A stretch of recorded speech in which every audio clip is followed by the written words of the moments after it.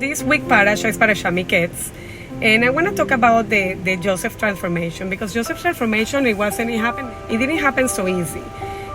Joseph initially, when he was 17 years old, he didn't treat well the brothers. The brothers have a lot of jealousy. We know Joseph was Jacob's favorite son, but also Joseph report back bad about the brothers all the time to Jacob, to also be his favorite all the time. So the brothers used to hate him a lot, and he also had these dreams that they were going to bow to him. And Jacob also told Joseph, you shouldn't tell your dreams to your brothers. It's very rude. It's like you feel entitled. So he kind of like he wanted to appear to the father that he was a loyal son. But indeed, sometimes the brothers, were jealous of that, because he used to tell back on their side and used to spy on them. The Torah didn't share the part that if Joseph was right or not to do that, but at the beginning it didn't seem right.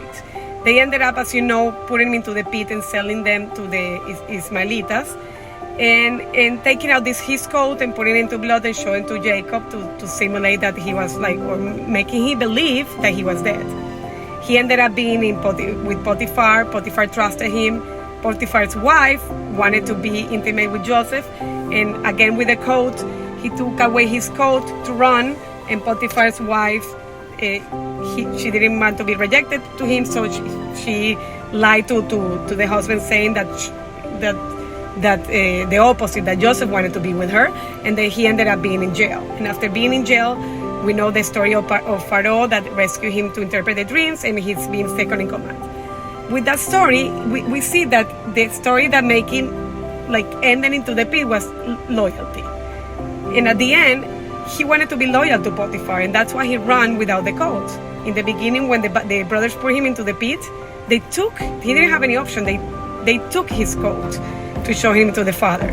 But in this time, he had a choice. He had a choice to stay with Potiphar's wife and be unfaithful, and he continued the relationship. But he made the choice. He made the choice to be loyal, and I think that's what made him into the right transformation that he needed. He needed this transformation to be one of the greatest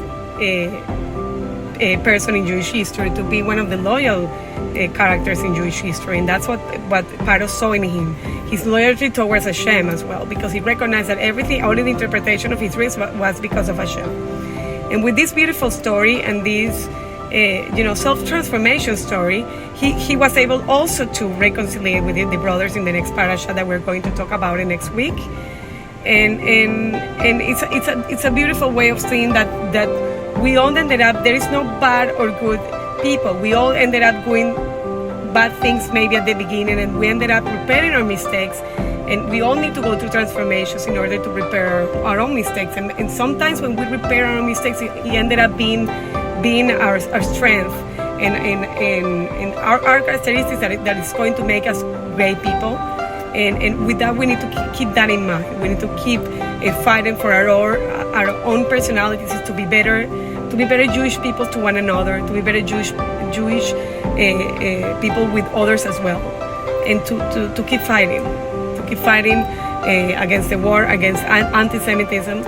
And with this beautiful message, I want to wish you Shabbat Shalom, and see you next week.